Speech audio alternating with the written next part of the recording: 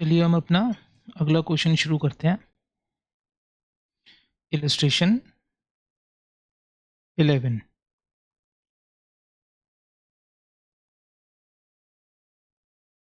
Illustration 11 क्या बोलता है कि एसर लिमिटेड है, वो लमसम रेम्यूनरेशन देती है upon retirement to its employees. अपने एम्प्लॉयज़ को लमसम में रेम्यूनरेशन देती है रिटायरमेंट पे। ठीक है, रिटायरमेंट पे दे रही है, इसका मतलब है पोस्ट एम्प्लॉयमेंट बेनिफिट्स का क्वेश्चन है। पोस्ट एम्प्लॉयमेंट बेनिफिट्स जो रेम्यूनरेशन होता है is paid out of the fund to which the Acer limited contributes 12% of annual gross salaries. एक फंड बनाते हैं, एक फंड बनाया हुआ है एसर लिमिटेड ने, उस फंड में से ही रिटायरमेंट बेनिफिट्स देते हैं और उस फंड में पैसा 12% ऑफ एनुअल ग्रॉस सैलरीज ये कंट्रीब्यूट करते हैं। ठीक है, contribution are made twice a year. Contribution साल में 2 बार होता है, एक नवंबर में और एक जून में after the financial year and. Total annual gross salaries 10-11 की हैं 50 करोड़। 12% एनुअल ग्रॉस सैलरीज का कंट्रीब्यूशन करते हैं और एनुअल ग्रॉस सैलरीज हैं हमारी 50 करोड़, यानी कि 50 करोड़ का 12% कंट्रीब्यूट करेंगे हम 6 करोड़। आगे क्वेश्चन में बोलता है कि कॉन्ट्रीब्यूशंस नवंबर और contribution made by Acer limited in November 2010 was 2.8 crore और नवंबर और जून में कंट्रीब्यूट करते हैं। नवंबर में 2.8 करोड़ कंट्रीब्यूट कर चुके हैं, यानी जो कंट्रीब्यूशन है ना, कंट्रीब्यूशन है वो हम 2 बार करते हैं, नवंबर और जून। टोटल कंट्रीब्यूशन था 6 करोड़ का। नवंबर में हम 2.80 करोड़ कर चुके हैं, तो जून में हम 3.20 करोड़ बैलेंस कंट्रीब्यूट करेंगे। ये बोल रहा है ये रेम्यूनरेशन डिपेंड करता है नंबर ऑफ एम्प्लॉयज़ जो सर्विसेज में है, amount of cash in the fund at the retirement date, और Acer limited has no further obligations except for the contribution. एक बार कंट्रीब्यूशन कर दिया उसके बाद कंपनी के पास कोई फ्यूचर ऑब्लिगेशन नहीं है। कंट्रीब्यूट करा, ऑब्लिगेशन खत्म, कंपनी की लाइबिलिटी खत्म। अब जो भी रिस्क होगा वो एम्प्लॉय का रिस्क होगा। और जब कंट्रीब्यूट करने पर ऑब्लिगेशन कंपनी की खत्म हो जाती है, कोई लाइबिलिटी नहीं बचती है उसकी, सिर्फ वहीं तक लाइबिलिटी होती है कंट्रीब्यूट करने की, तो उसे हम डिफाइंड कंट्रीब्यूशन प्लान बोलते हैं, जो हमने एग्जाम्पल में भी किया था, जैसे कि ईपीएफ। एक बार पैसा जमा कर दिया कंपनी ने, ऑब्लिगेशन खत्म। तो 12% of annual growth salaries 50 crore, 6 crore में से 2.80 करोड़ नवंबर में कर चुके हैं। 3.20 करोड़ हम बैलेंस करेंगे, और एक बार ये पूरा कंट्रीब्यूट हो गया उसके बाद ऑब्लिगेशन कंपनी की खत्म होती है, और ऑब्लिगेशन खत्म हो जाती है कंट्रीब्यूट करने पे, वो हमारा डिफाइंड कंट्रीब्यूशन प्लान होता है। आगे बोलता है ये कि how should this transaction appear in the financial statements of Acer limited as of 31 March 2011। तो इसे करते हैं solve.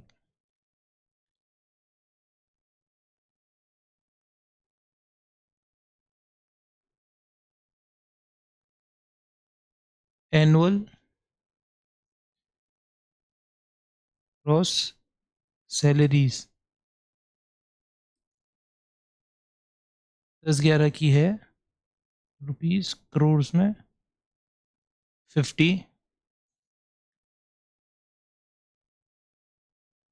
Amount of total contribution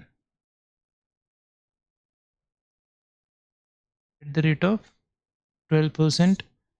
50 crore का 12%, 6 crore minus already contributed.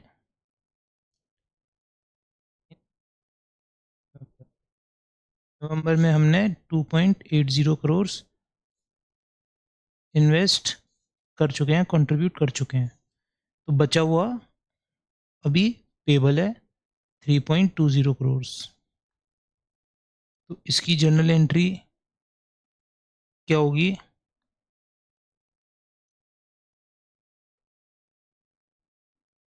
Expense book किया, ईबी, P&L अकाउंट डेबिट कितना 6 करोड़ का, जिसमें से हमने पेमेंट कर चुके हैं 2.80 करोड़ का टू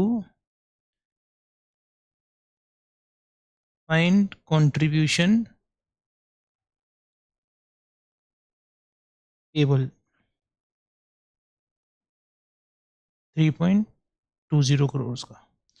इसमें कोई एक्चुअली की असम्पशन नहीं आई, कोई प्रेजेंट वैल्यू का झंझट नहीं आया, कोई कुछ नहीं आया। क्यों? क्योंकि ये डिफाइंड कंट्रीब्यूशन प्लान का डीसीपी का क्वेश्चन है, डीबीपी का क्वेश्चन नहीं है। जब डिफाइंड बेनिफिट प्लान का क्वेश्चन होता है तब हम डीबीओ वगैरह एक्चुअली की असम्पशन वगैरह वो सब करते हैं। तो ये बहुत सिंपल क्वेश्चन था।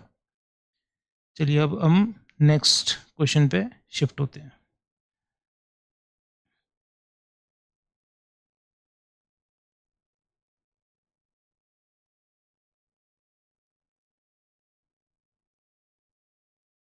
चलिए अपने नेक्स्ट क्वेश्चन पे शिफ्ट होते हैं अब, जो है question number 7, test your knowledge का।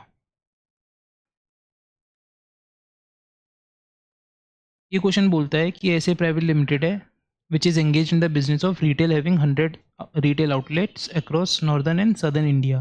कंपनीज हेड ऑफिस जो है वो चेन्नई में लोकेटेड है।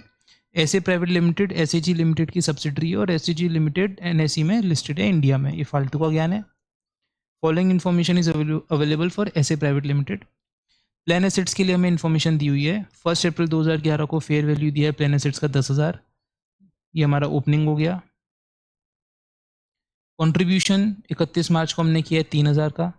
बेनिफिट्स पेड 300 है। Fair value of plan assets 14,700 है, यानी ये क्लोजिंग है। और एक्चुअल रिटर्न हमें दे रखा है 2,000 का। ये डीबीओ का डेटा है। 1 अप्रैल को प्रेजेंट वैल्यू डीबीओ की 12,000 ओपनिंग। 31 मार्च 2012 को प्रेजेंट वैल्यू डीबीओ की 15,500 closing. Actual losses 100। Current service cost 2,500। Benefits paid 300। Discount rate हमें 10% की दी हुई है। Suggest if there is any amount based on the above mentioned information that would be taken to OCI with workings। हमें बताना है कि ये जो प्लान एसेट्स और डीबीओ का डेटा दे रखा है, इसमें से अदर कॉम्प्रिहेंसिव इनकम में कितना अमाउंट जाएगा। Also compute net interest on the net defined benefit liability या फिर एसेट, यानी जो नेट हमारा डीबीओ या नेट प्लान एसेट आएगा उस पर हमें नेट इंटरेस्ट कितना देना पड़ेगा, ये हमें कैलकुलेट करना है।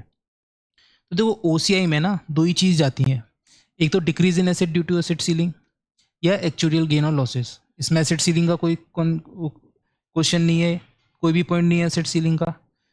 तो एक्चुअल गेन लॉसेस है जो हमारा OCI में जाएगा। अब एक्चुअल गेन्स और लॉसेस जो हैं वो दो टाइप के होते हैं, एक तो चेंजेस इन एक्चुअल अजम्पशन हो या फिर हमारा actual gain on plan assets हो। अब तक जो हम क्वेश्चन कर रहे थे ना उसमें कोई भी हम ये नहीं मान रहे थे कि एक्चुअल गेन जो एक्चुअल रिटर्न वाला कंसेप्ट है, जो जैसे एक्चुअल रिटर्न इसमें क्वेश्चन में दिया हुआ है, इससे कोई आ रहा है एक्चुअल गेन और लॉस। हम सारा का सारा बोल रहे थे कि भाई हमारा स्टेटमेंट बनाया, हमारे हिसाब से क्लोजिंग इतना आना है और क्लोजिंग कुछ और आ रहा है, तो ये जो भी चेंज है ना ये चेंजेस इन एक्चुअल अजम्पशन की वजह से है, इसलिए हम पूरा पूरा उसे एक्चुअल गेन और लॉस मानते थे, चेंजेस इन एक्चुअल अजम्पशन मान के। आप कौन से एक्चुअल गेन मानते हो दोनों में से, एक्चुअल लॉस कौन सा दोनों में से मानते हो वो मैटर नहीं करता, दोनों ही एक्चुअल गेन और लॉसेस होते हैं। इसे अच्छे से समझते हैं। जैसे देखो OCI में दो चीज़ें जाती हैं, एक तो एक्चुअल गेन और लॉस और decrease in asset due to asset ceiling. इसका कोई डेटा क्वेश्चन में है नहीं, तो सिर्फ एक्चुअल गेन और लॉस हमारा OCI में जाएगा। अब ये दो टाइप के होते हैं, एक चेंजेस इन एक्चुअल अजम्पशन,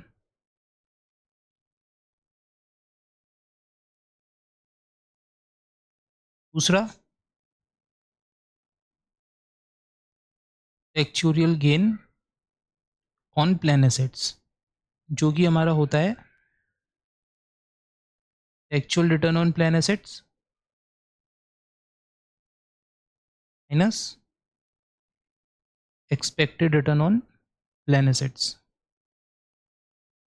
तक हमने जितने भी क्वेश्चंस किए थे ना, इसका कोई डेटा ही नहीं था। तो इसलिए हम मानते थे कि स्टेटमेंट बनाया, हमारा क्लोजिंग आया, गिवन क्लोजिंग है। जो हमारा क्लोजिंग आ रहा है स्टेटमेंट बना के और जो गिवन क्लोजिंग है, इसमें जो डिफरेंस है ना, वो एक्चुअल की अजम्पशन की वजह से डिफरेंस है। हम ये मानते थे, इसलिए हम उसे एक्चुअल गेन और लॉस बुक करते थे कि एक्चुअल गेन और लॉस ऑन डीबीओ और एक्चुअल गेन और loss on plan assets balancing figure जो आता था, वो हम इसलिए मानते थे।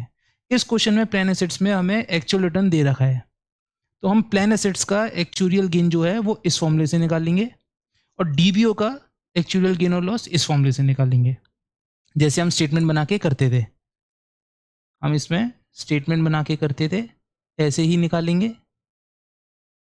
और प्लान एसेट्स के केस में एक्चुअल रिटर्न का डेटा गिवन है,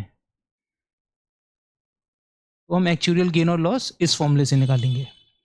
अब हम स्टेटमेंट निकालते थे, बनाते थे, जिसमें हम डीबीओ का ओपनिंग लिखते थे, करेंट सर्विस कॉस्ट लिखते थे, कंट्रीब्यूशन लिखते थे, बेनिफिट्स लिखते थे, इंटरेस्ट कॉस्ट लिखते थे, फिर हमारा एक अमाउंट आता था, फिर हम एक्चुअल गेन या एक्चुअल लॉस बैलेंसिंग फिगर लिखते थे और फिर हमारा क्लोजिंग आता था। यही करते थे हम। तो ये निकालने के लिए सारा कुछ हम स्टेटमेंट बनाते थे। इस क्वेश्चन में डीबीओ में हमें already actual loss on obligation 100 रुपये दिया हुआ है, तो हमें स्टेटमेंट बनाने की भी ज़रूरत है ही नहीं। ये और सिंपल हो गया क्वेश्चन। अगर ये नहीं दिया होता तो हम स्टेटमेंट बनाते, ओपनिंग बैलेंस लिखते 12,000, इस पर 10% इंटरेस्ट कॉस्ट बुक करते, 2,500 रुपये करेंट सर्विस कॉस्ट का ऐड करते, 300 रुपये बेनिफिट्स का माइनस करते और क्लोजिंग करते हम 15,500। अगर हम इसे रफ में करें भी ना, तो ओपनिंग आ गया हमारा 12,000 plus 2,500 current service cost plus minus benefits paid 300 और 10% डिस्काउंट रेट है, तो ओपनिंग का 12,000 का 10% हम इंटरेस्ट बुक करते 1,200, जो कि हमारा आता 12,000 प्लस 2,500 माइनस 300 प्लस 1,200, 15,400। गिवन है हमें क्लोजिंग 15,500, तो ये हमारा actual loss on DBO balancing figure आता 100 रुपये का। ये 100 रुपये ऑलरेडी दे रखा है, तो ये क्वेश्चन और सिंपल हो गया। तो हमारे पास अगर हम प्लान एसेट्स की बात करें, तो actual gain on plan assets क्या होता है? Actual return on plan assets minus expected return on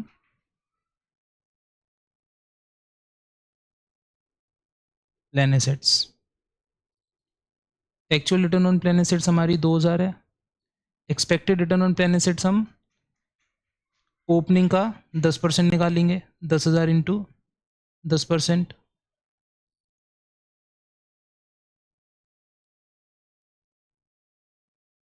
2,000 minus 1,000, तो ये actual gain on plan assets, ये हमारा मेन सॉल्यूशन इधर से शुरू हुआ है। Actual gain on plan assets कितना आ गया हमारा? 1,000 रुपये का। एक्चुअल लॉस हमें क्वेश्चन में ऑलरेडी दिया हुआ है, नहीं दिया होता तो स्टेटमेंट बना के हम करते। प्लान एसेट्स में एक्चुअल रिटर्न नहीं दिया होता तो उसका भी स्टेटमेंट बना के करते। क्योंकि एक्चुअल रिटर्न दिया हुआ है तो हम इस फॉर्मूले से करेंगे, एक्चुअल रिटर्न नहीं दिया होता तो स्टेटमेंट बना के करते। तो एक्चुअल लॉस ऑन डीबीओ कितना है? 100 रुपये। तो अमाउंट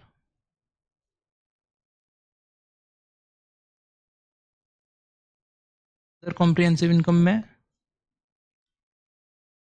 अदर कॉम्प्रिहेंसिव इनकम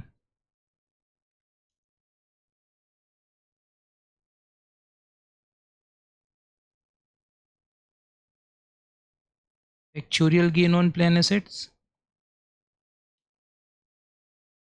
1,000 जैसे हम बनाते थे अब तक P&L का, OCI का, बैलेंस शीट का, ठीक वैसे ही। Actuarial loss on DBO 100,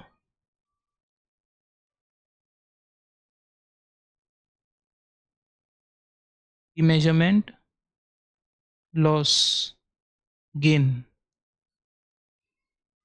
gain ज़्यादा है 1000, लॉस कम है, तो नेट रीमेजरमेंट गेन 900 का हमारा आ गया।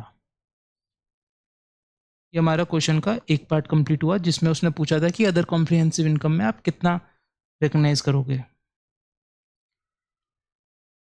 Suggests if there is any amount based on the above mentioned information that would be taken to other comprehensive income with workings। तो हमने with workings बता दिया कि OCI में कितना जाएगा।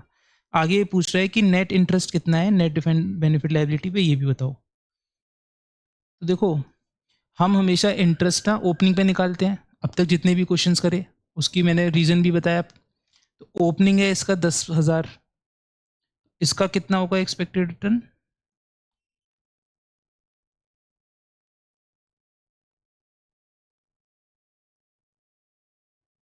10,000 इंटू 10%, 1,000, ये हमारी हो गई expected return.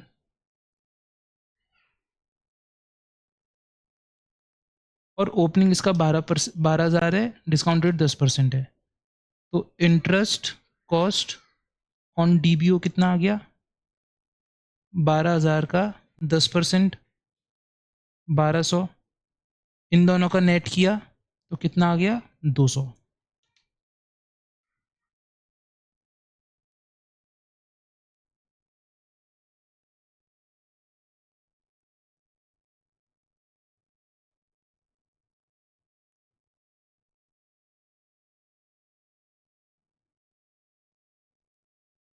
Interest cost on DBO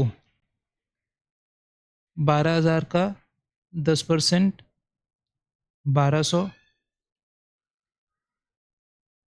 और expected return on plan assets 10,000 का 10%, 1,000, इनका नेट, नेट इंटरेस्ट कॉस्ट या नेट इंटरेस्ट एक्सपेंस कितना आ गया, 200, जो हम P&L में डालते थे। ये हमारा P&L में जाएगा, क्योंकि क्वेश्चन में पूछा नहीं है P&L में जाएगा नहीं जाएगा या कहाँ जाएगा, तो हम इसका कुछ बताएंगे नहीं। Question number 7th, question number 7th, 900 would be recognise in other comprehensive income, 900 रुपये हमने रिकग्नाइज कर दिया, 100 रुपये, और 200 रुपये नेट इंटरेस्ट कॉस्ट है, और 200 रुपये नेट इंटरेस्ट कॉस्ट या नेट इंटरेस्ट एक्सपेंस। ये 12,000 था, 10,000 था, A माइनस बी 2,000, इसका 10% इन्होंने ऐसे निकाला, हमने 12,000 इंटू 10%, 10,000 इंटू 10%, और इसका डिफरेंस 200 निकाला। उन्होंने वर्किंग करी है, actual return minus interest income 10,000 की 1,000 निकाली है जो हमने करी थी। इंटरेस्ट इनकम हमारी एक्सपेक्टेड रिटर्न हो गई, ये हमारा एक्चुअल गेन हो गया प्लान एसेट्स का, और 100 रुपये एक्चुअल लॉस है DBO का, तो इन दोनों का नेट 900 आ गया। हमारा क्वेश्चन नंबर 7th भी हो गया। अब एक लास्ट क्वेश्चन जो हमारा बच रहा है स्टडी मैट का, वो है question number, illustration number 15th, illustration 15th, illustration 15th। देखो AJ लिमिटेड है, which is engaged in the business of trading of chemicals having a net worth of 150 crores. The company's profitability is good, and hence the company has introduced various benefits for its employees to keep them motivated and to ensure that they stay with the organization. The company is an associate of RJ Limited, which is listed on BSE India. फालतू का ज्ञान। The company initially did not have any HR function, but over the last 2 years, the management set up that function, and now HR department takes care of all the benefits related to employees and how they can be structured in a manner beneficial to both the employees and the objectives of the company। ये पूरा फालतू का ज्ञान। Question हमारा यहाँ से शुरू होता है, सिर्फ इतना क्वेश्चन है। One of the employee benefits involves a lump sum payment to employee on termination of service, service जब टर्मिनेट होगी तब हम लमसम पेमेंट देंगे। ये हमारा एक एम्प्लॉय बेनिफिट का प्लान है जो कि इक्वल होगा 1% of final salary for each year of service. 1% of final salary for each year of service. Consider the salary in year 1 is 10,000 and it is assumed to increase at 7% compound each year. Discount rate 10% है। हम required है benefits attributed year on year निकालना है और obligation in respect of this benefit निकालना है year on year for an employee who is expected to leave at the end of 5 years। 5 years की हमारी सर्विस पीरियड है। ये assumptions हैं कि there are no changes in actuarial assumptions or no additional adjustments are needed to reflect the probability that the employee may leave the entity at an earlier or later date। ठीक है, मतलब actuarial gain और losses कुछ नहीं आएगा इसमें क्योंकि changes in actuarial assumption नहीं है कुछ। ठीक है, तो ये क्वेश्चन बोल रहा है कि ईयर 1 की सैलरी 10,000 रुपये है जो 7% तक बढ़ेगी 5 साल के लिए। ईयर 1 में सैलरी है 10,000 रुपये जो हर साल 7% बढ़ेगी कंपाउंडिंगली। कब तक? ईयर 5 तक। और ये ईयर 5 की जो सैलरी होगी ना 7% बढ़ के जो आएगी इसका 1% of the final salary. Final salary मतलब ईयर 5 की सैलरी। क्यों? क्योंकि 5 ईयर की ही सर्विस पीरियड है। तो ईयर 5 हमारा फाइनल ईयर हो गया। तो ईयर 5 की जो सैलरी आएगी इसका 1% हम for each year of service year 1 में भी देंगे, ईयर 2 में भी, ईयर 3 में भी, ईयर 4 में भी और ईयर 5 में भी। मतलब 5 साल का सर्विस पीरियड है और ईयर 1 की सैलरी है 10,000 रुपये। हम हर साल 7% उसे बढ़ाएंगे और 5th ईयर में जो हमारी सैलरी की उसका 1% हम ईयर 1 में भी देंगे, ईयर 2 में भी देंगे, ईयर 3 में भी देंगे, ईयर 4 में भी देंगे और ईयर 5 में भी देंगे।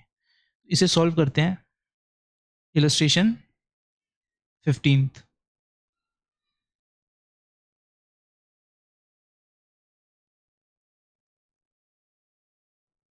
देखिए, ईयर 1 में सैलरी थी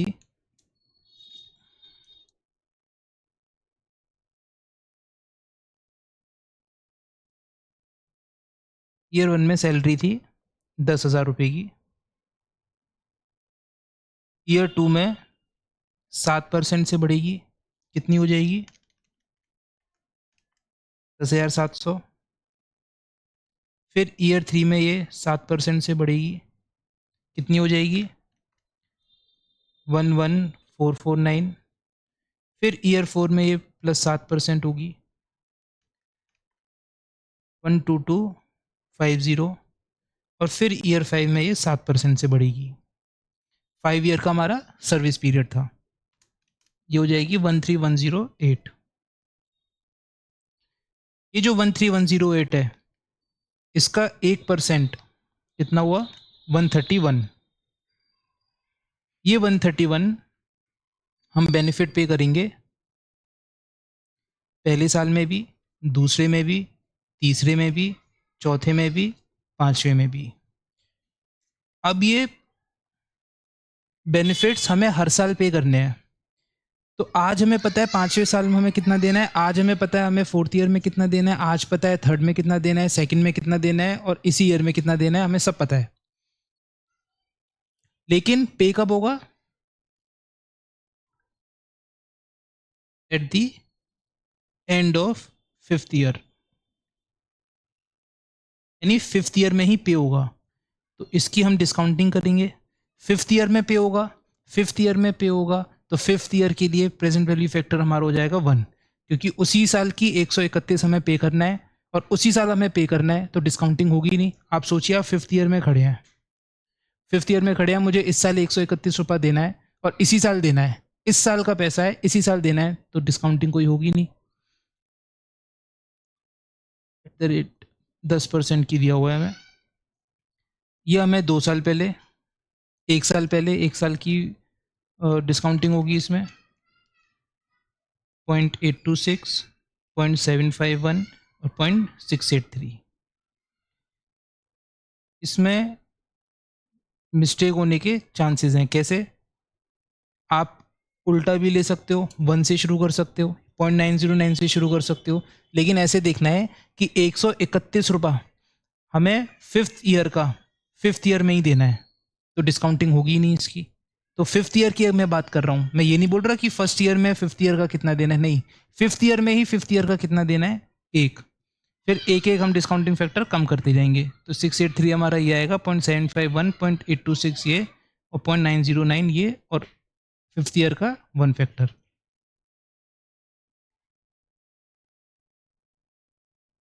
डिस्काउंटेड हमारी करंट सर्विस कॉस्ट कितनी आ गई, ये करंट सर्विस कॉस्ट बोलेंगे हम इसे, ये आ गई 89 की।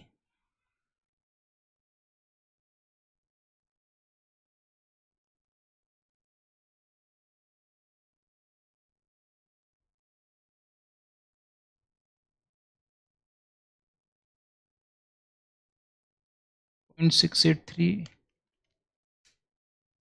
ये आ गई 89 की, ये आ गई 98 की, ये आ गई 108, ये 119, और ये 131।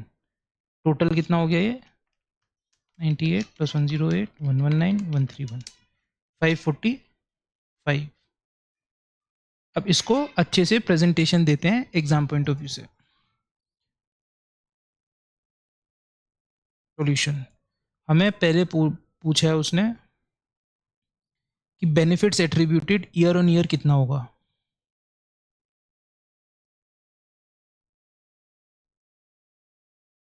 पहले वर्किंग नोट नंबर 1 बनाएंगे हम,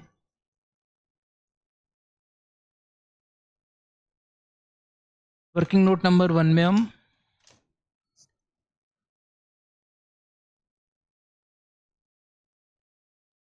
year on year salary calculate करेंगे।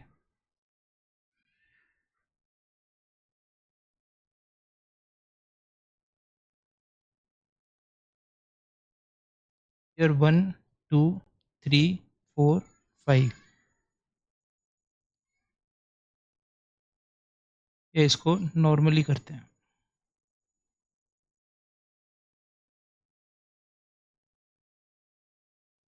ईयर 1, 2, 3, 4, 5,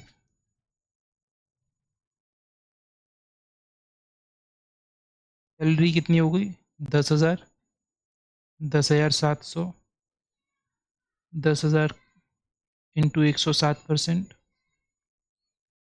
10,700 इंटू 107%, 11,449, 11,449 इंटू 107%, 12250, और 12250 इंटू 107%, कितना आ गया, 13,108। फाइनल ड्रॉन सैलरी का 1% हर साल हम देंगे, तो लमसम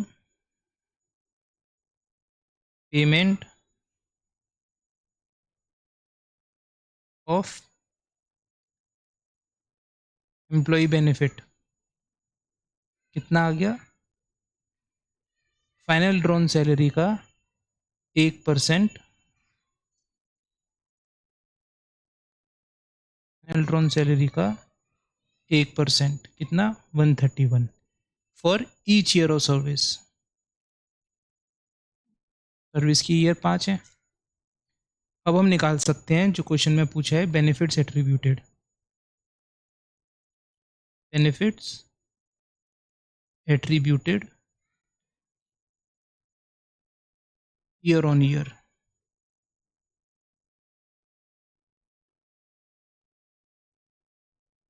ना ईयर 1 में ओपनिंग कुछ था नहीं, ये हमारी करेंट सर्विस कॉस्ट आ गई 131 की, क्लोजिंग आ गया 131। ईयर 2 में पिछले साल का 131, इस साल का 131, कितना आ गया, 262। ईयर 3 में ओपनिंग 262, 131 करंट का, कितना आ गया, 393। ईयर 4 में 393 ओपनिंग, इस साल का 131, कितना आ गया, 524 और ईयर 5 में ओपनिंग 524, इस साल का 131, कितना आ गया 655।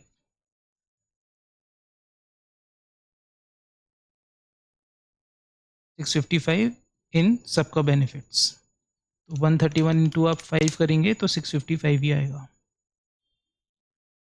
टोटल पेड कितना होगा 655, टोटल बेनिफिट्स पे करेंगे हम 5th ईयर के एंड में। ये हमारे बेनिफिट्स एट्रीब्यूटेड हो गए ईयर ऑन ईयर, जो हम देंगे 131 पहले साल, दूसरे साल, तीसरे साल, चौथे साल, पाँचवें साल, फाइनल ड्रॉन सैलरी का 1% for each year of service, 5 साल की सर्विस। अब क्वेश्चन में दूसरा पार्ट पूछा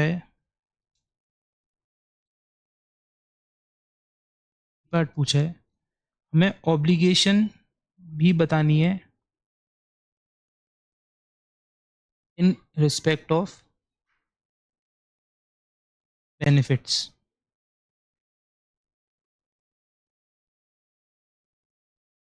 ईयर ऑन ईयर,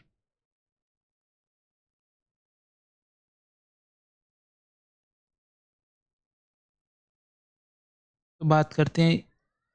सबसे पहले हमने करंट सर्विस कॉस्ट निकालना है।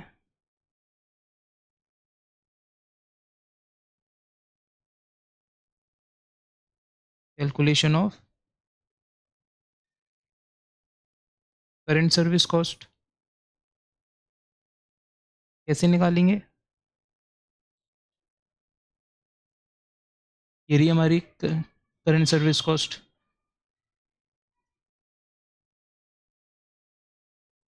ईयर 1, ईयर 2, 3, 4, 5, बेनिफिट्स कितने हैं 131, 131, 131, 131, 131। Present value factor 5th year का 1, 0.909, 0.826, 0.751, 0.683, जो हम सॉल्व कर चुके हैं, बस उसे ही हम अच्छे प्रेजेंटेशन में लिख रहे हैं एग्जाम पॉइंट ऑफ व्यू से। हमारी करंट सर्विस कॉस्ट की प्रेजेंट वैल्यू आ गई 89, 98, 108, 119 और 131, जो कि हमने यहाँ कैलकुलेट की थी। 89, 98, 108, 119, 131।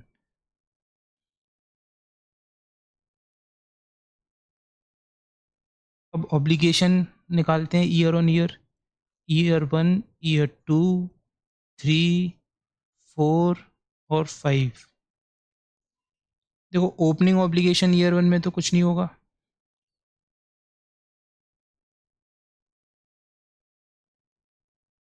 Interest at the rate of 10% कुछ नहीं होगा, 10% की हमें रेट दे रखी है। करेंट सर्विस कॉस्ट हम ऑलरेडी निकाल चुके हैं 89, ये आ गई हमारी क्लोजिंग ऑब्लिगेशन।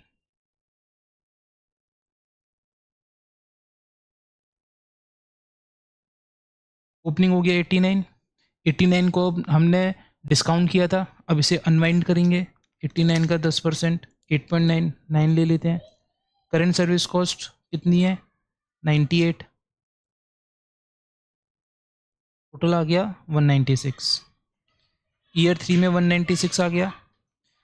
अब हमने ईयर 1 में 89 था, 89 को डिस्काउंट किया, 196 आ गया और 98 लिख दिया।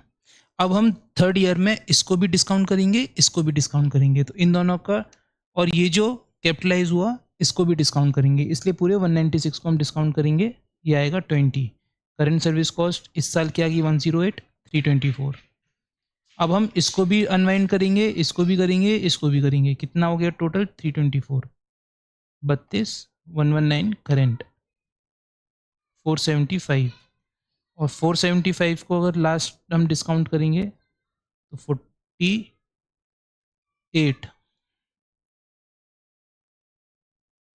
48 आया, और लास्ट ईयर का है 131, आ गया 655। बस करेंट सर्विस कॉस्ट ईयर 1 की है, इसे यहाँ डिस्काउंट किया है ईयर 2 में, फिर टोटल को इधर डिस्काउंट किया, फिर टोटल को इधर डिस्काउंट किया, इस साल की लिख दी इधर, फिर ये डिस्काउंट किया, इस साल का इधर लिख दिया, और 1028 ईयर 3 का लिख दिया, इसे अगले साल डिस्काउंट करा। ये क्वेश्चन ऐसे सॉल्व होगा। ये हमने ऑब्लिगेशन बता दी ईयर ऑन ईयर, ये हमने करंट सर्विस कॉस्ट कैलकुलेट की थी, ये बेनिफिट्स हमारे जो हर साल हैं वो किए थे, और ये हमने कैलकुलेशन करी थी सैलरी की, और ये हमने अंडरस्टैंडिंग के लिए किया था। अब हमारा ना स्टडी मैट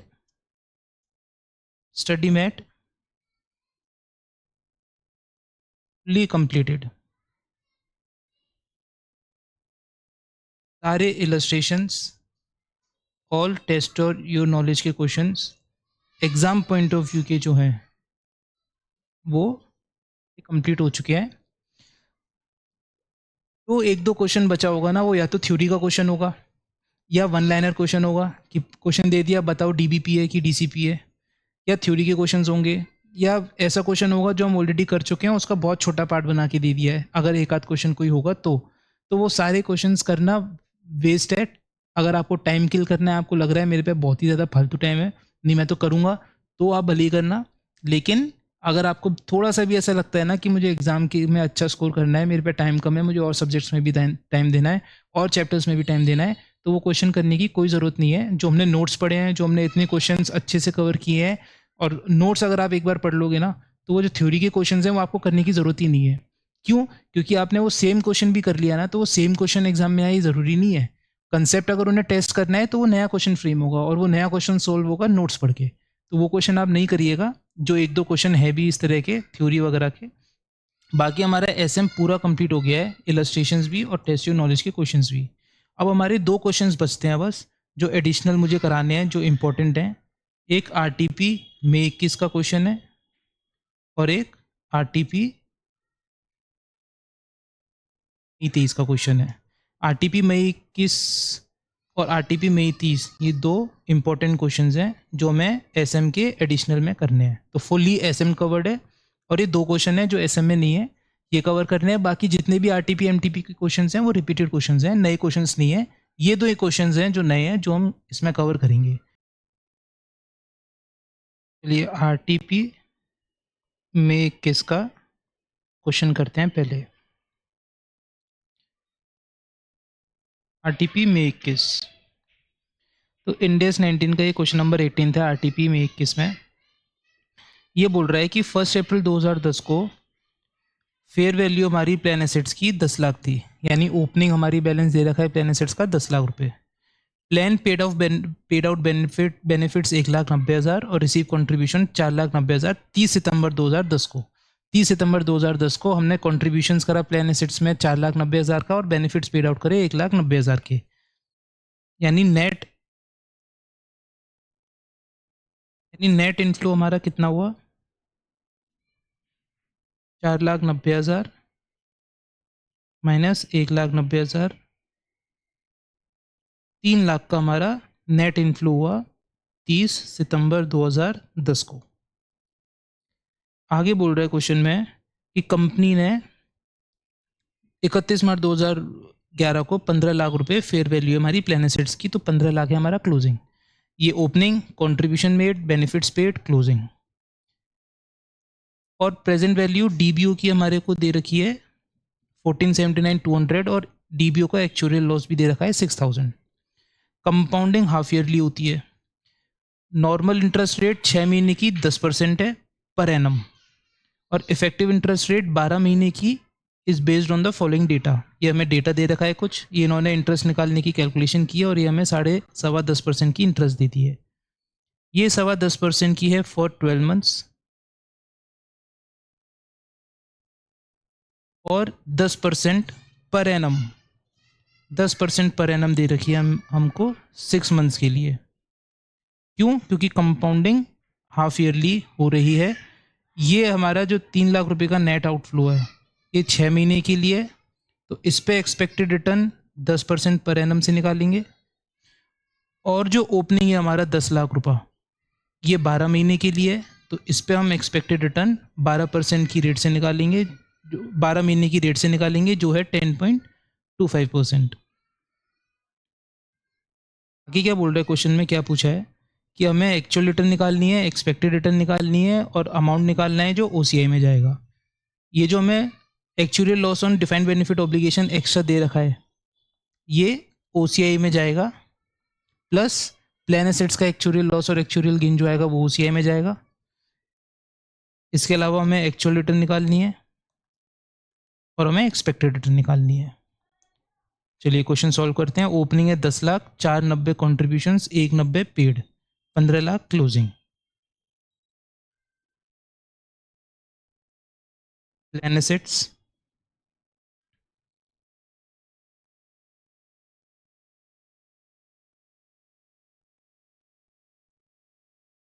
ओपनिंग 1/4/10 को है 10 लाख रुपए का, माइनस बेनिफिट्स पेड 1,90,000 रुपए के, प्लस कॉन्ट्रीब्यूशंस मेड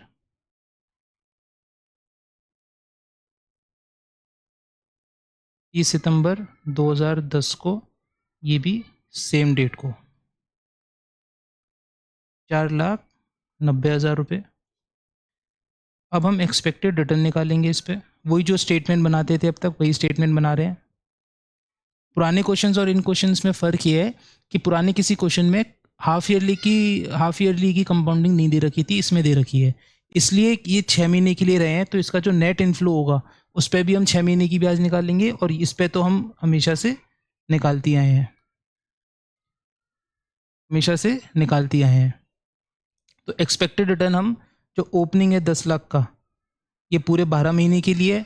12 महीने के लिए रेट हमारी 10.25% है, पूरा 12 महीने के लिए निकालेंगे। प्लस नेट इनफ्लो हमारा कितना हुआ है, 4,90,000 माइनस 1,90,000। ये हमारा नेट इनफ्लो हुआ है कब, 30 सितंबर 2010 को नेट इनफ्लो हुआ है। और क्योंकि कंपाउंडिंग हाफ ईयरली है इसलिए हम नेट इनफ्लो पर भी एक्सपेक्टेड रिटर्न डाल रहे हैं। बाकी किसी क्वेश्चन में नहीं था, इसलिए सिर्फ ओपनिंग वाले पे निकालते थे, बाकी किसी पे नहीं निकालते थे। तो ये 4,90,000 माइनस 1,90,000 हमारा नेट इनफ्लो आया।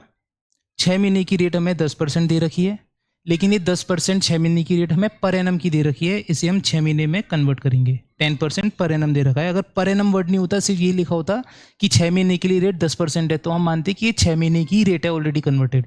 लेकिन उन्होंने बोला है कि 6% के लिए हम 6 महीने के लिए हम 10% पर एनम की रेट यूज़ करेंगे, तो इसे हम 6 महीने के लिए कन्वर्ट करेंगे। तो 10 लाख का 10.25% और 3 लाख का 10% 6 महीने के लिए 1,70,500।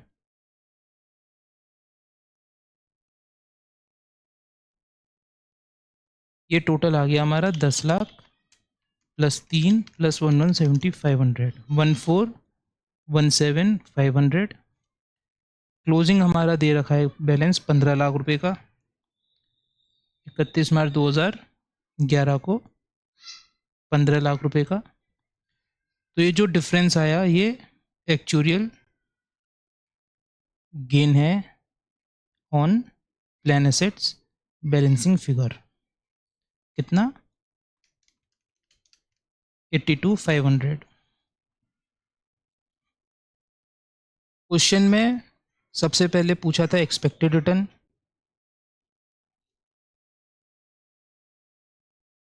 प्लान एसेट्स ये हमने कैलकुलेट कर लिया 1,70,500 कैलकुलेटेड अबव। दूसरा पूछा था एक्चुअल रिटर्न, तो actual return on plan assets में हमें एक फॉर्मूला पता है कि actual gain on plan assets होता है actual return on plan assets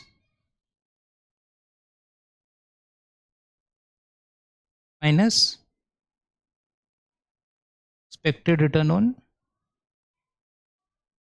plan assets. Actual gain है हमारा 82,500 का,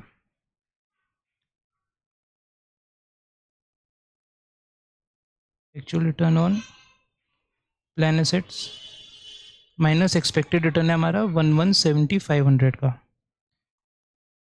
देयरफॉर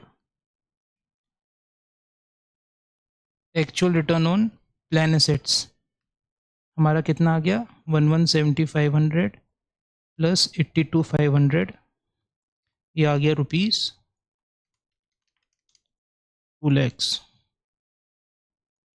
तो एक्सपेक्टेड रिटर्न निकल गया हमारा, एक्चुअल रिटर्न निकल गया। अब निकालते हैं other comprehensive income.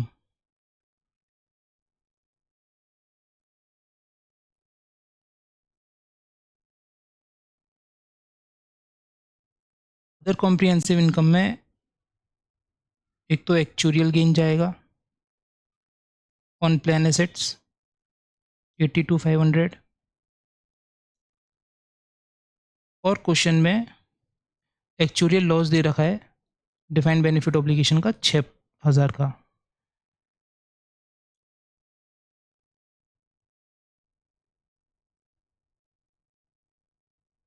Actuarial loss on DBO 6,000 रुपये का। तो नेट रीमेजरमेंट गेन आ गया हमारा 76,500 का।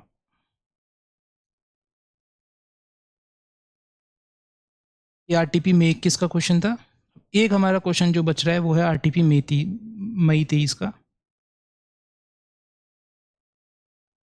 डेस 19। देखो इस क्वेश्चन में ना कुछ भी नहीं है, हम रिकन्सिलेशन हर क्वेश्चन में बनाते हैं, फिर हम ढूंढते हैं कि पी&एल में क्या जाएगा, ओसीआई में क्या जाएगा और बैलेंस शीट में क्या जाएगा। इसमें ऑलरेडी हमें स्टेटमेंट दिया हुआ है क्वेश्चन नंबर 3 में इंडेस 19 के, ऑलरेडी हमें स्टेटमेंट दिया हुआ है। ये रहा स्टेटमेंट, डीबीओ का स्टेटमेंट ये रहा, प्लान एसेट्स का स्टेटमेंट ये रहा, और इसमें 2 साल की फिगर दे रखी हैं, यानी हमें 31 दिसंबर 2002 एंडिंग ईयर की अलग निकालना है और 31 दिसंबर 2001 ईयर एंडिंग की अलग निकालनी है। हमें पर्टिकुलर्स दे रखे हैं, opening balance, current service cost, interest cost, और ये सारे अलग अलग फैक्टर्स दे रखे हैं। ऑलरेडी स्टेटमेंट दे रखा है, सिर्फ प्लेसमेंट करना है अपनी अपनी जगह। तो ये क्वेश्चन ऐसा नहीं है कि बहुत ज़्यादा डिफिकल्ट है तो अलग से करनी करना है, लेकिन क्योंकि एक नया तरह का क्वेश्चन है इसलिए मैंने इसे इंक्लूड किया कि एक बार ये आंखों के सामने से निकल जाएगा तो ये कि एग्ज़ाम में आया तो करने लायक होंगे हम। तो इसको हम यहीं से देख लेते हैं, क्वेश्चन नंबर 3।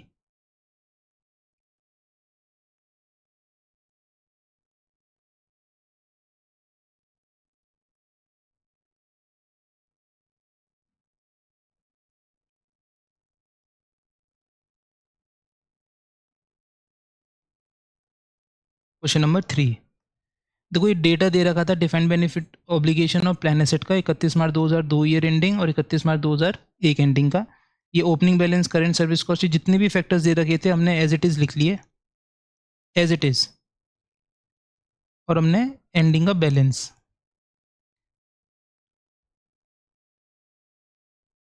अब इसके बाद बैलेंस शीट में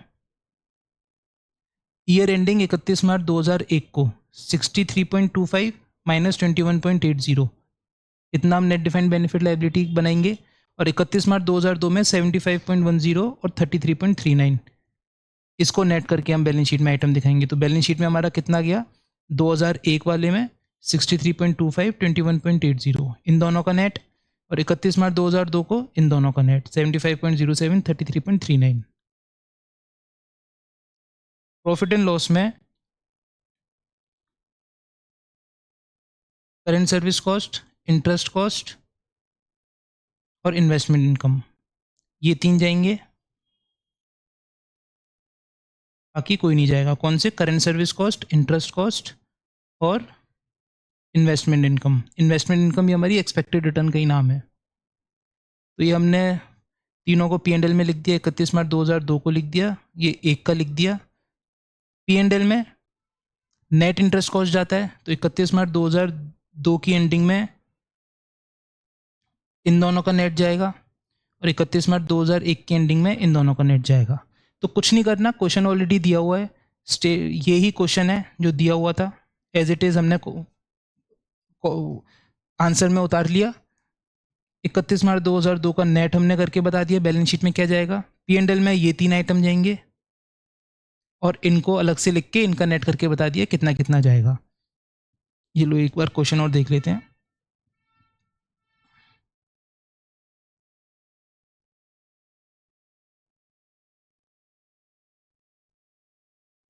question as it is question है, as it is. Plus minus भी क्या करना है क्या नहीं करना है ये भी दिया हुआ है,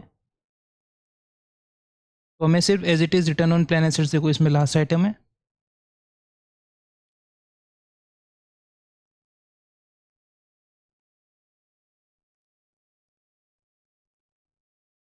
return on plan assets last item है। इन सब का कैलकुलेटर उठाना, प्लस माइनस क्या करना है ये भी क्वेश्चन में दिया हुआ है, और नहीं भी दिया होता तो हम अपने आप कर लेते, पर क्योंकि ये नए फैक्टर्स हैं तो क्वेश्चन में दिया हुआ है। ये हमने कैलकुलेटर से सबको प्लस माइनस कर लिया। इनका नेट, हाँ इसका नेट बैलेंस शीट में, इसका नेट बैलेंस शीट में, current service cost, interest cost, investment income P&L में, और 2002 में नेट इंटरेस्ट कॉस्ट दिखा देंगे, और 2001 में नेट इंटरेस्ट कॉस्ट ये दिखा देंगे 10.11, 1.47 और 8.53, 1.12, 7.41 और 8.64 लैक्स हम दिखा देंगे। ये हमारा RTP मई 23 का क्वेश्चन। तो यहाँ पर हमारा Ind AS 19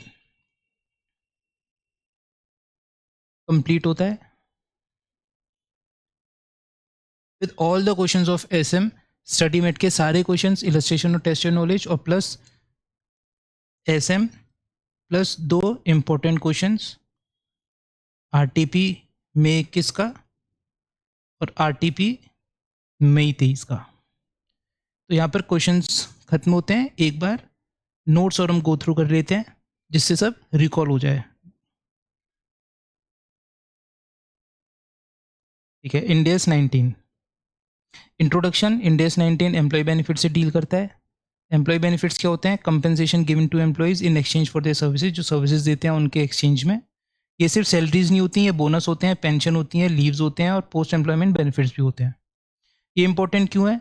क्योंकि हमें एम्प्लॉय रिलेटेड लाइबिलिटीज़ और एसेट्स प्रॉपरली, लाइबिलिटीज़ और एक्सपेंसेस एसेट्स प्रॉपरली हमें अकाउंट करने होते हैं। क्यों? क्योंकि ये फाइनेंशियल हेल्थ, कंपनी की जो फाइनेंशियल हेल्थ होती है और जो फ्यूचर ऑब्लिगेशंस होती हैं उन्हें डायरेक्टली अफेक्ट करती हैं। इनको अगर हम मिसस्टेट करते हैं तो ये प्रॉफिट को अंडरस्टेट या ओवरस्टेट कर सकते हैं। मिसस्टेट अगर हम ये लाइबिलिटीज़ को करते हैं तो ये स्टेक होल्डर्स को मिसलीड भी कर सकती हैं about companies financial health. Ind AS 19 जो है वो all forms of considerations given by entity to its employees in exchange for their services.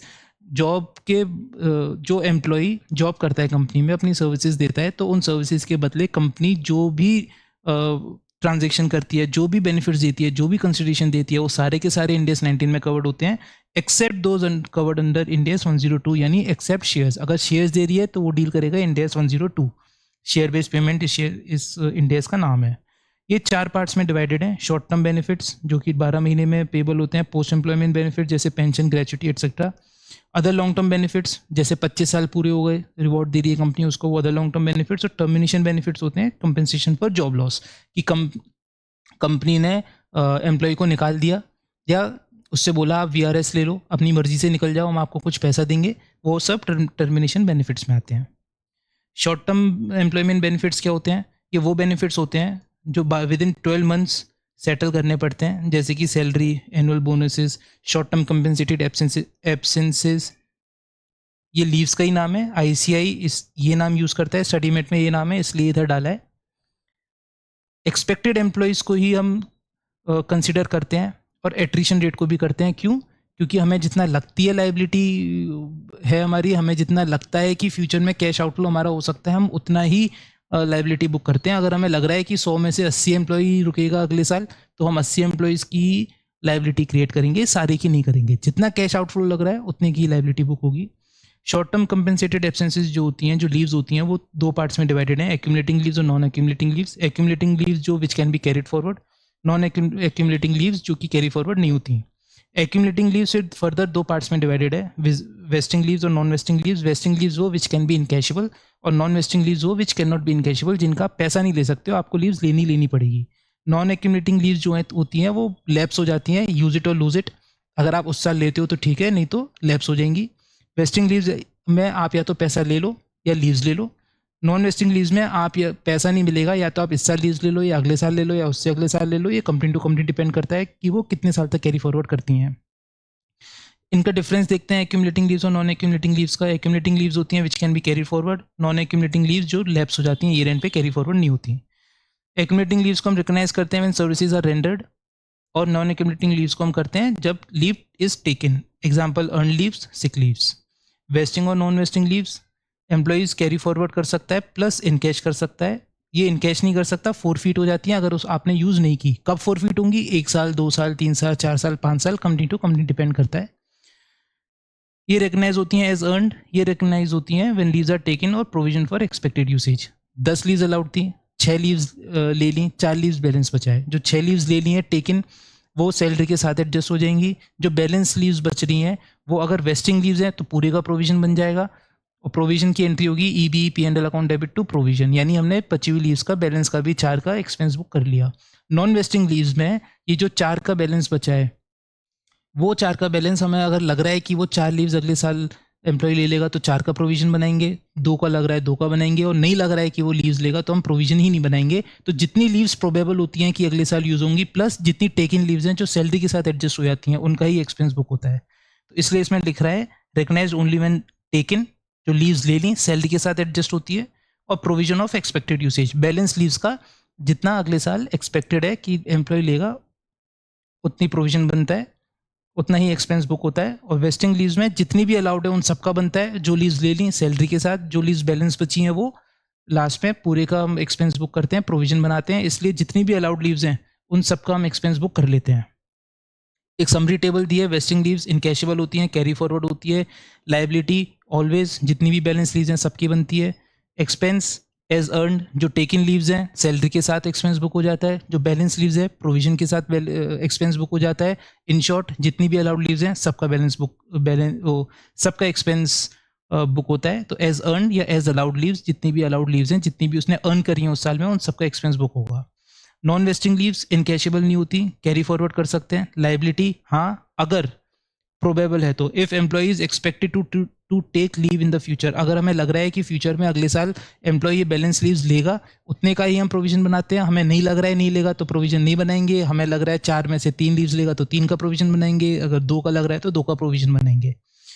और एक्सपेंस एज प्रोबेबल यूज, जितनी टेकन लीव्स हैं उसका सैलरी के साथ एक्सपेंस बुक हो जाता है, और जो बैलेंस बचा है उसका जितना लग रहा है कि प्रोबेबल है कि लीव्स लेगा उतने का ही एक्सपेंस बुक होता है। सारी अलाउड लीव्स का नहीं होता और बैलेंस लीव्स का बिल्कुल नहीं होता, ऐसा भी नहीं है। तो जितना प्रोबेबल यूसेज है टेकन लीव्स जो ले ली प्लस जो अगले साल ले सकता है, तो प्रोबेबल कितना हो गया हमारा? अगले साल हमें लग रहा है 2 लीव्स लेगा, इस साल 6 ले ली 8, तो 8 लीव्स का प्रोविजन होगा। नॉन एक्यूमुलेटिंग लीव्स ना तो इनकैशेबल होती है, ना कैरी फॉरवर्ड होती है, ना लाइबिलिटी बनती है। इसमें जितनी लीव्स ले ली वो सैलरी के साथ एडजस्ट हो जाती है उसी महीने में, और ईयर एंड पे उसका कोई ट्रीटमेंट नहीं होता। पोस्ट एम्प्लॉयमेंट बेनिफिट्स होते हैं जो after completion of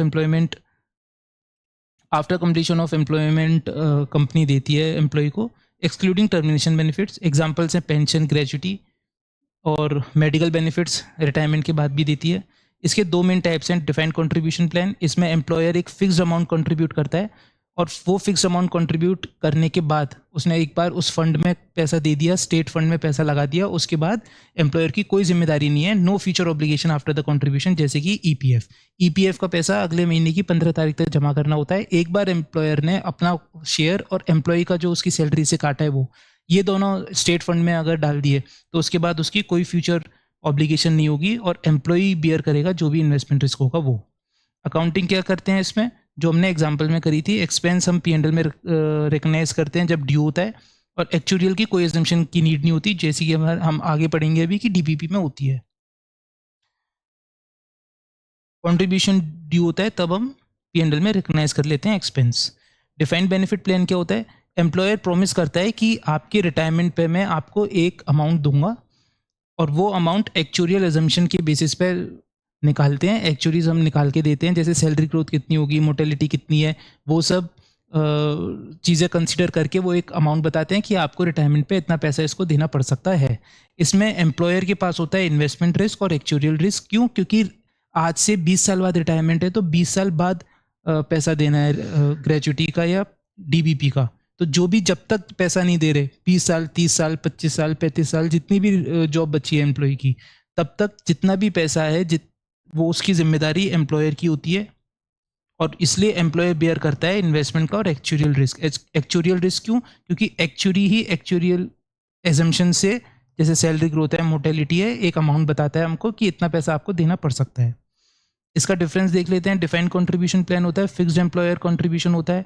defined benefit plan में फ्यूचर ऑब्लिगेशन होती है बेस्ड ऑन एक्चुरियल वैल्यूएशन कि हमें 20 साल बाद इतना पैसा देना है, एक्चुरी हमें एक वैल्यूएशन निकाल के देता है। इसमें एम्प्लॉय करता है रिस्क बियर। डीसीपी में एक बार एम्प्लॉयर ने पैसा जमा करवा दिया, उसके बाद उसकी सारी ऑब्लिगेशन खत्म। इसमें एम्प्लॉयर रिस्क बेयर करता है। क्यों? क्योंकि 20 साल बाद 25 साल बाद पैसा देना है, जब तक नहीं देना तब तक एम्प्लॉयर की जिम्मेदारी है। रिकॉग्नाइज कैसे करते हैं? जब ड्यू होता है तब रिकॉग्नाइज करते हैं। एक्चुरी और डीबीपी में एक्चुरी हमें वैल्यूएशन निकाल के देता है, वो हम रिकॉग्नाइज करते हैं। इसका एग्जाम्पल है ईपीएफ, इसका एग्जाम्पल है ग्रेचुटी। अब ये की कंसेप्ट हैं। जैसे डीबीओ क्या होता है? जो एक्चुअली वैल्यूएशन निकाल के देता है कि हमें 20 साल बाद इतना पैसा देना है, उसको हम प्रेजेंट वैल्यू पे क्या रिकॉर्ड करेंगे? उसको हम प्रेजेंट वैल्यू पर आज रिकॉर्ड करेंगे, जिसे हम डीबीओ बोलते हैं। और उस डीबीओ को मीट करने के लिए हम पैसा कोई फंड में इन्वेस्ट करते हैं, जिसे हम प्लान एसेट्स बोलते हैं। और इन दोनों का नेट बैलेंस शीट में आता है। Plan assets is deducted from DBO to determine net defined benefit liability और एसेट। और प्लान एसेट्स हमेशा फेयर वैल्यू पर होते हैं। इन दोनों का नेट बैलेंस शीट में जाता है, जिसे हम नेट डिफाइंड बेनिफिट लायबिलिटी या नेट डिफाइंड बेनिफिट एसेट बोलते हैं। एक्चुरियल अजम्पशन क्या होती है? जो एक्चुरी वैल्यूएशन देता है कि आपको कितना पैसा देना है, वो एक्चुरियल की अजम्पशन होती है। इंटरेस्ट कॉस्ट क्या होती है डीबीओ पे? जो हम प्रेजेंट वैल्यू लाते हैं कि 20 साल बाद इतना पैसा देना है, आज की डेट में प्रेजेंट वैल्यू उसकी इतनी है, उसे हम डीबीओ बोलते हैं। और उसकी जो हम हर साल अनवाइंड करते हैं, उसे हम इंटरेस्ट कॉस्ट ऑन डीबीओ बोलते हैं। Interest income on plan assets क्या होती है? एक्सपेक्टेड रिटर्न होती है कि हमें लगता है कि हम स्टेट फंड में इतना पैसा डाल रहे हैं तो हमारी लगभग इतनी कमाई होनी चाहिए, उसे हम एक्सपेक्टेड रिटर्न बोलते हैं। और एक्सपेक्टेड रिटर्न को ही interest income on plan assets बोलते हैं। नेट इंटरेस्ट क्या होता है? इंटरेस्ट कॉस्ट ऑन डीबीओ और interest income on plan assets का नेट, जो कि पी&एल में जाता है। तो ये भी पी&एल में जाता है, ये भी पी&एल में जाता है। इन दोनों का नेट करके हम पी&एल में शो करते हैं, फिर recognise in profit and loss. Service cost क्या होता है? Current service cost plus past service cost plus gain on curtailment और सेटलमेंट। ये पी&एल में दिखाते हैं। Current service cost, benefits earn for current service, जैसे कि एग्जांपल में हमने देखा था ग्रेजुटी, जो हम प्रेजेंट वैल्यू बुक कर रहे हैं, फ्यूचर में हमें 20 साल बाद जो पैसा देना है उसके हम प्रेजेंट वैल्यू जो आज बुक कर रहे हैं, तो उसके अगेंस्ट में हम जो खर्चा डेबिट करेंगे उस खर्चे का नाम होता है current service cost. Past service cost होता है कि जो हमारा प्लान है कि जैसे ग्रेजुटी हमने सोचा कि हमें 3% ही देना है, लेकिन हमने बोला कि नहीं यार अब हमें 1% देना है, या पहले 5% था ग्रेजुटी, अब बोल रहे नहीं यार 5% कम है, एम्प्लॉय के लिए हमें और अच्छा करना है तो हमें 10% ग्रेजुटी देना है। तो वो जो प्लान में अमेंडमेंट होगा वो पास्ट सर्विस कॉस्ट होगा। कर्टेलमेंट होता है कैंसिलेशन ऑफ प्लान। सेटलमेंट होता है कि 10 लाख की डीबीओ थी, लेकिन हमने बोला कि आप 8 लाख ले लो और रफा दफा करो मामला, वो हमारा सेटलमेंट होगा। तो सेटलमेंट और कर्टेलमेंट पे जो गेन होगा वो भी हमारा पी&एल में जाता है, जिसे हम सर्विस कॉस्ट ही बोलते हैं। तो इन तीनों को मिला के सर्विस कॉस्ट होती है, करंट सर्विस कॉस्ट, पास्ट और गेन, और कर्टेलमेंट और सेटलमेंट का गेन। अब एक्चुअली जो measurement, changes in actual assumptions, इसमें दो होते हैं, एक एक्चुअल गेन और लॉसेस और actual return on plan assets. ये आपको जब नोट्स मिलेंगे मैं इसमें चेंज कर दूंगा, ये रिटर्न ऑन प्लान एसेट्स की जगह एक्चुअल रिटर्न ऑन या actual gain on plan assets आएगा इधर। ये होता है actual return on plan assets minus expected income on plan assets, और ये ओसीआई में जाता है। क्यों जाता है? क्यों एक्चुअल गेन और लॉसेस और एक्चुअल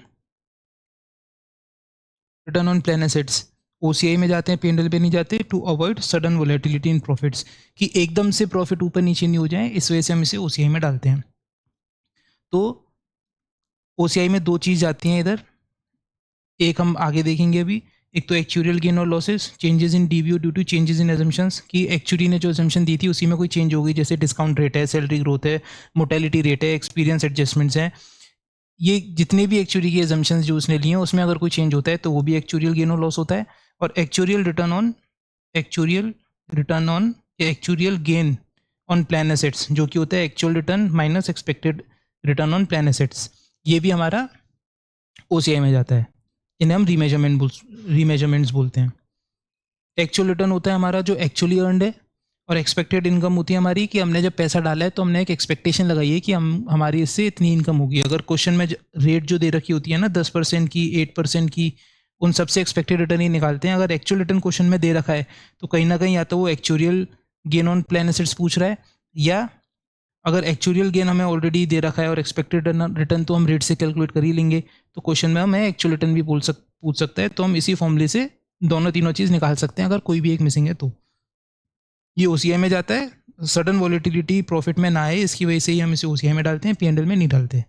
असेट सीलिंग क्या होता है? देखो, असेट सीलिंग ना एक मैक्सिमम अमाउंट होता है प्लान के सरप्लस का। कि मान लो आपका डीबीओ 120 है और आपका प्लान एसेट्स 30 है, 90 है, तो ये 30 का हमारा डीबीओ आपका 120 है और प्लान एसेट्स आपका 90 है, तो ये 30 का आ गया हमारा नेट प्लान एसेट्स। और मान लीजिए एसेट सीलिंग हमारी है 20 की, तो हम रिकॉर्ड करेंगे प्लान एसेट्स एट 20 और जो डिफरेंस है 10 ये चला जाएगा ओसीआई में। Asset ceiling is the maximum amount of a planned surplus that the company can recognize as an asset in its balance sheet. ये प्रिवेंट करता है recognising a net defined benefit asset beyond the amount recoverable के beyond हम asset book ना कर लें। ये company to company depend करता है। Even if a plan is a surplus, अगर सरप्लस है भी, यानी प्लान एसेट्स अगर ज़्यादा हैं डिफाइंड बेनिफिट ऑब्लिगेशन डीबीओ के, तो भी कंपनी ये ज़रूरी नहीं है कि हमेशा रिकग्नाइज कर सके फुल सरप्लस। क्यों? क्योंकि कंपनी सिर्फ वही पोर्शन सरप्लस का रिकग्नाइज कर सकती है जो कि वो एक्चुअली यूज़ करती है। ये कंपनी खुद एस्टिमेट निकालती है, खुद उसकी पॉलिसीज़ पे डिपेंड करता है। टर्मिनेशन बेनिफिट्स क्या होते हैं? अच्छा, ये असेट सीलिंग भी ओसीआई में जाती है, ये मैंने बता ही दिया इधर। टर्मिनेशन बेनिफिट्स क्या होते हैं? कि कंपनी ये बोलती है कि आप या तो खुद रिटायरमेंट ले लो, जैसे वॉलंटरी रिटायरमेंट स्कीम जो थी, या इनवॉलंटरी की, जैसे टेक कंपनीज में आजकल ले ऑफ्स हो रहे हैं, सुन रहे होंगे, तो वो इनवॉलंटरी है, एम्प्लॉय खुद से नहीं चाह रहा, उन्हें निकाला जा रहा है, तो कंपनी क्या बोलती है, या तो आप खुद से चले जाओ या हम आपको निकाल देंगे, वॉलंटरी एंड इनवॉलंटरी, और उस पर हम आपको कुछ पैसा भी देंगे।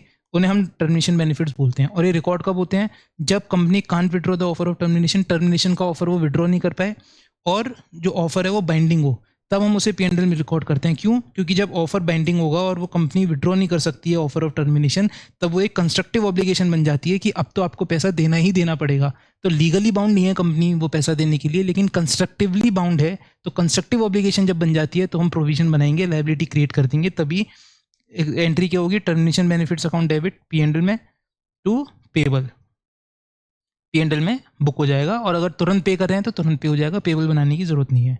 तो ओसीआई में क्या आइटम जाते हैं? एक तो एक्चुअल गेन और लॉसेज जाता है, जो चेंजेस इन एक्चुअल अजम्पशंस की वजह से होता है, और एक एक्चुअल